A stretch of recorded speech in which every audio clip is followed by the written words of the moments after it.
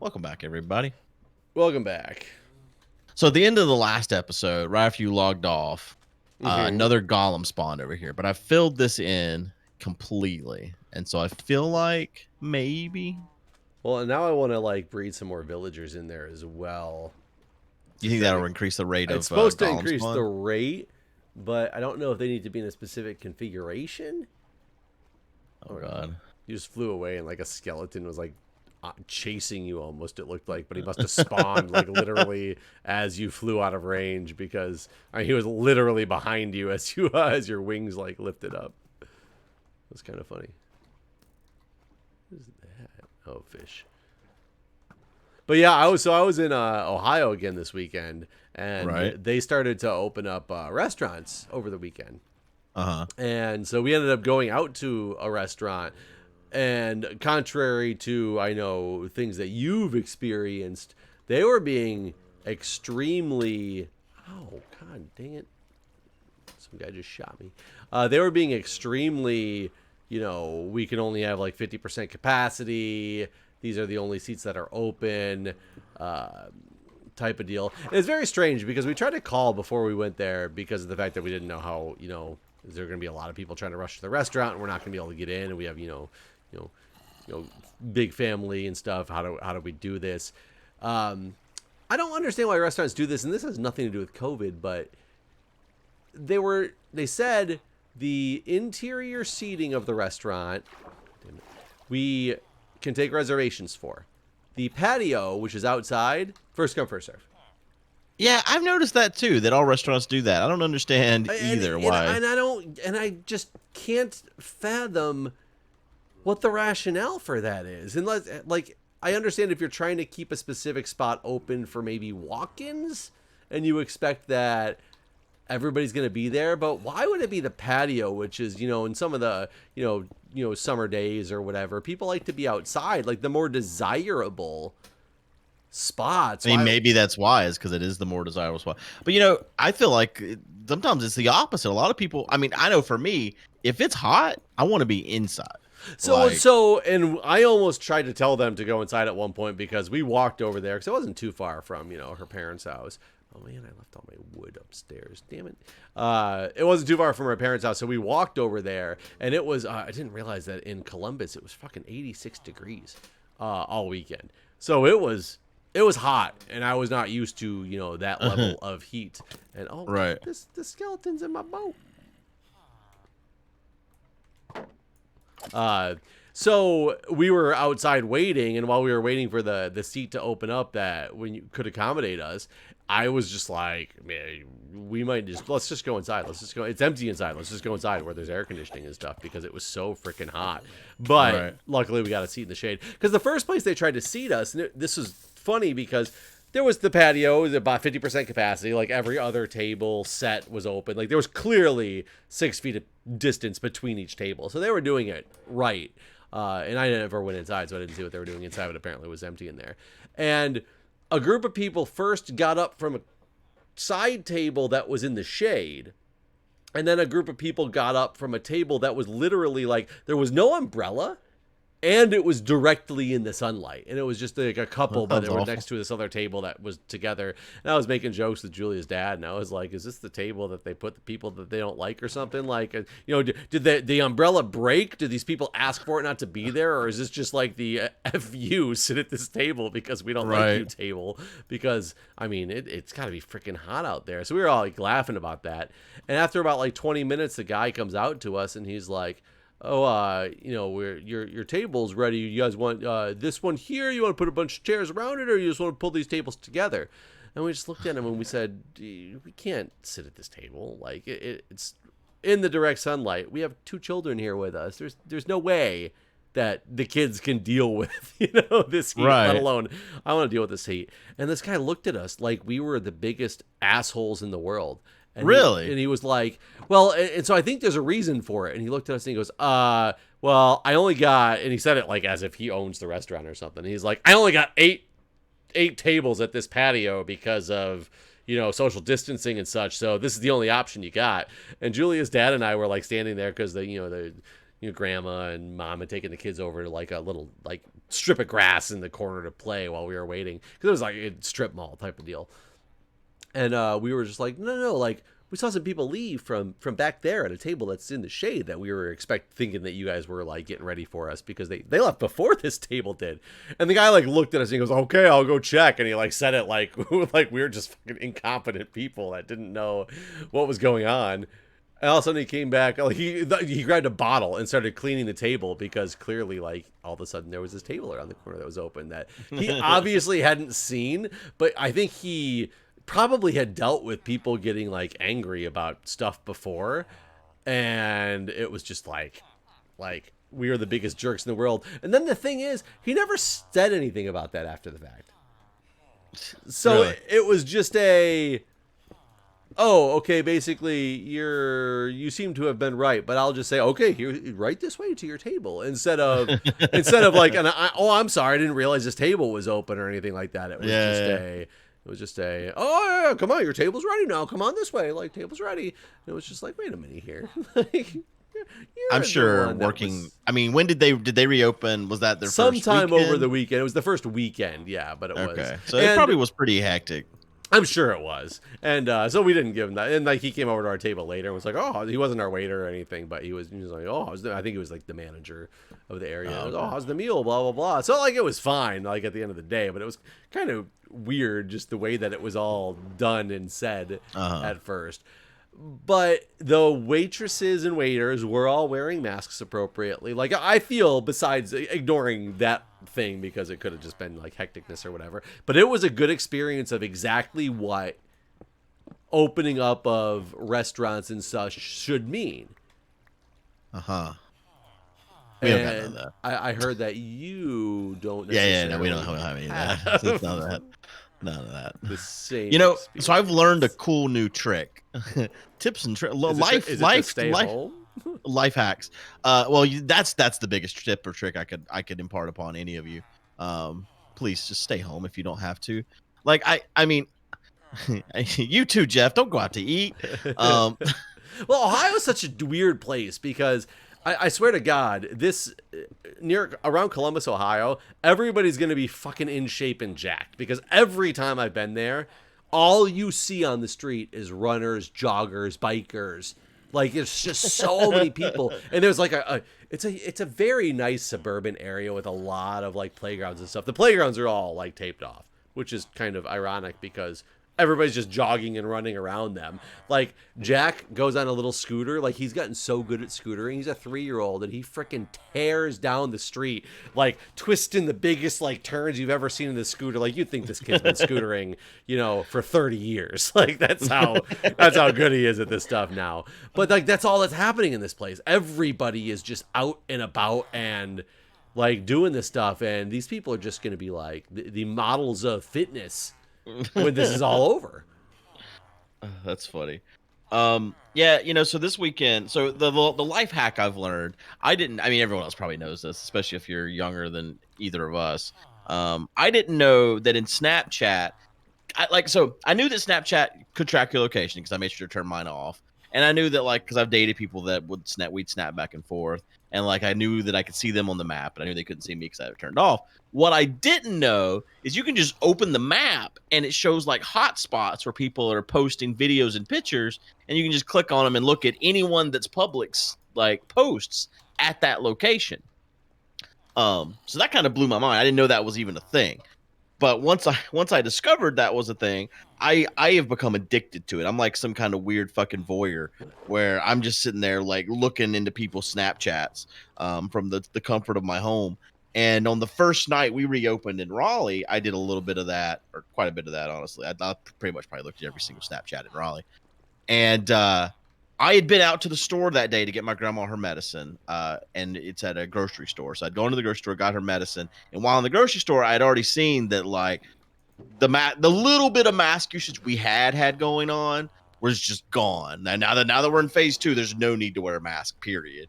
And that was also the first full day that restaurants had opened in my state at 50% capacity. So on my way back home, I drove by several restaurants to kind of peek and see what was going on. And that shit ain't no 50% capacity. They're packing that shit full.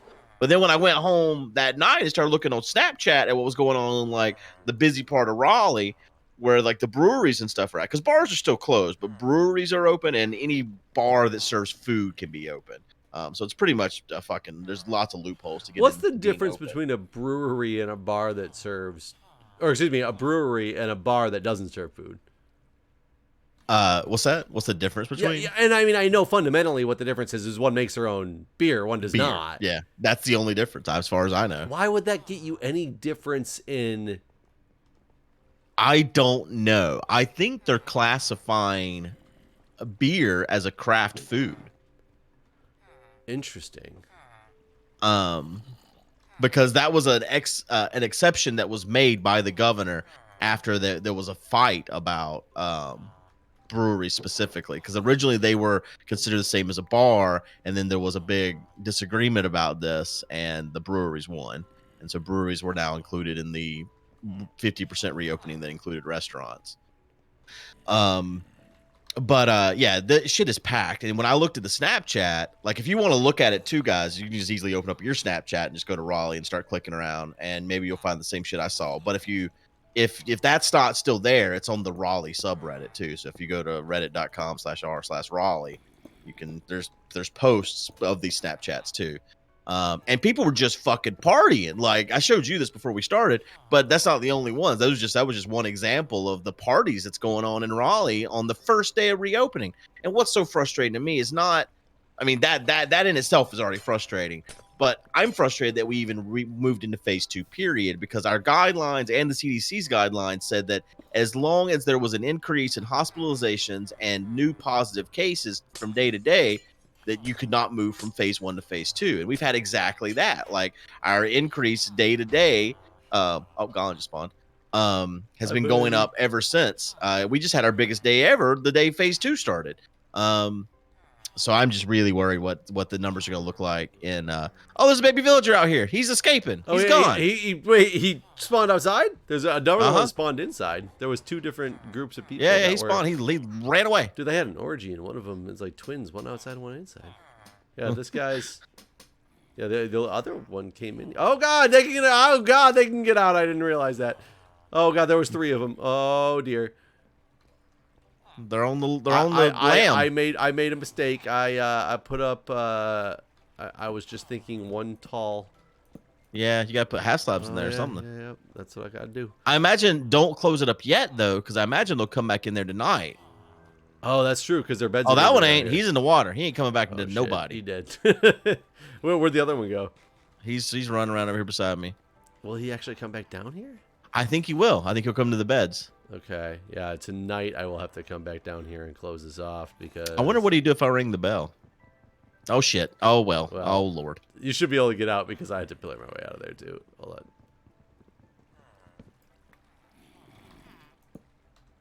on. Let's see if I can ring the bell. Oh, there he is. There he is. Oh, he's not in the water yet. I thought he fell down here. Oh god damn it. I tried to click the bell with a slab in my hand.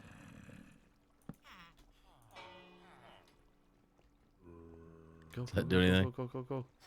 He's in. I don't have enough. I don't have enough. Quick. Okay, seal it up with that. Oh no, there's still another hole. Seal it. Okay. So long story short, I feel like North Carolina is gonna have a huge surge in about 2 weeks. If any one person was sick at any of these type of gatherings I saw, they had to infect the whole place. Well, what did they say? I don't remember where it was, but they said that there was some like drive-through graduations that they were doing at places. And then actually we saw like a drive-through graduation happening when we were in Ohio too. It was kind of cool. They were driving up and down the street, like they do their thing and they drive up and down the street, beeping their horn, and their cars were all like covered. I think that's kind of a cool concept to do. But I guess they were talking on a story this morning that there was, and I don't know how they got this information so fast, if it was known beforehand or happened after. But it was literally like, oh, a person with a drive-through graduation had a gathering with friends after the graduation, and the person who had the gathering is positive and is exposed to like 28 people. And I'm just like, well, wait, what? I mean, is that the whole contact tracer's job, is to trace that? I mean, yes, but why did that person? I can't figure out if this person had a Are you asking like how did they do this if they knew they were sick? you're right. Did they do it knowing they were sick, or did they do it and then find out Right. they I were would hope sick the afterwards? And, latter. that's what I couldn't figure out, because it was like literally it was just about this weekend. So did all of a Right. sudden the guy go in on Tuesday or whatever and was like, oh shit, I got COVID, or was it I knew I had COVID, but I had to party. I would hope it's that. But I did read an article about a woman in God, it was either Wisconsin or Montana. It was one of those two. I don't remember. I know these aren't related in any way, but I can't remember. Yeah, in one of these, she knew she had COVID, but she needed money, so she continued her job as a hairdresser and exposed 89 people to COVID. That's rough. Um, Is that going to be yeah. like having sex with somebody when you have AIDS? That's don't there's I've been disclose reading a it? lot of articles about that, questioning that. Like apparently only 30 states have laws that if you know you're infected with HIV and you have sex and don't Really? tell your partner, that it's illegal. So there's still 20 states that's not even a law. So what? So what happens if you do it on an airplane? You need to hire a lawyer. Like, does federal law take over for things that happen in an airplane? Well, that's what they tell you actually when you're boarding the plane. That is part of the things they say, is that federal law governs illegal acts upon the plane. So yes. Is it federally illegal? I don't know. I don't know either. I don't think so. I doubt it. Because typically federally illegal are things that they're assuming states aren't handling on their own. So that's one of those things that's probably left up to the state. Yeah. So I'm going to say no. I don't know, but I'm going to say no. Wow. I mean, that's interesting to think about, that if something was illegal in a state but legal federally, like that you could do it.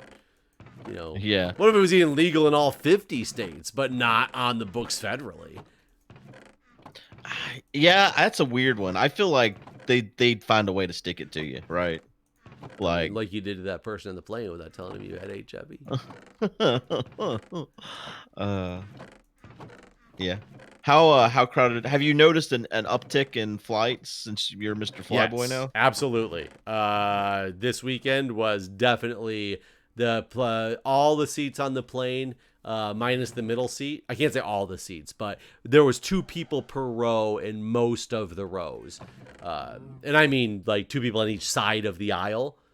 So Yeah. and I still got exit rows the whole time, which was great. But I did have somebody sitting in the aisle seat on one of my flights. And the last flight I didn't, and I think it was because the people when they got on the plane like felt bad about sitting next to somebody, and then when they realized that there was no other like room when they got to the back of the plane. Keep in mind, they're still not letting you sit in the first X number of rows and the last X number of rows because it's a weight thing.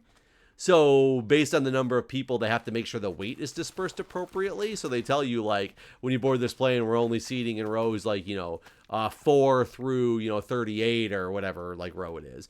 Right.